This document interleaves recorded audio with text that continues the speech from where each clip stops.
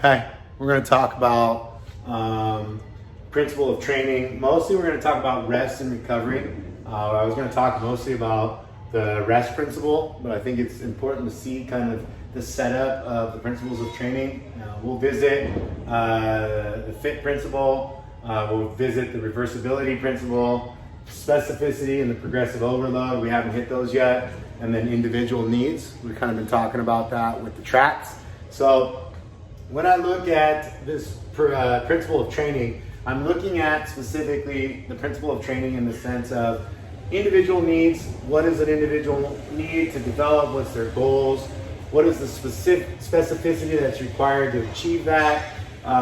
Progressive overload. So what's the demands that I'm going to put on there? What's the intensity? What's the volume over the course of time? And then we're getting into this rest period, which is the top four thing of this training principle. And the reality of it is that the period of time allocated to recovery.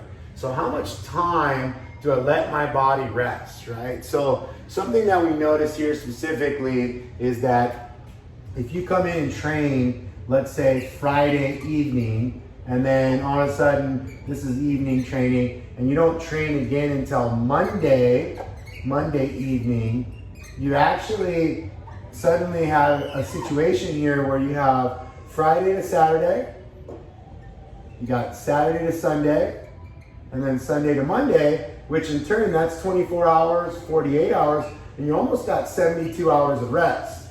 So the problem with this is that you actually start detraining, and you start getting into a situation where not the law of reversibility, because that takes longer, but you don't actually let the super compensation, the body to overload, the progressive overload, it doesn't really allow it to put that demand on the body. So too much rest is a problem, and then training 6 days a week, 7 days a week, 6 to 7 becomes a problem because there's no real 24 or 48 hour gap, right? Because if you look at recovery is the time required to repair damaged muscles or to repair the body caused by training or competition.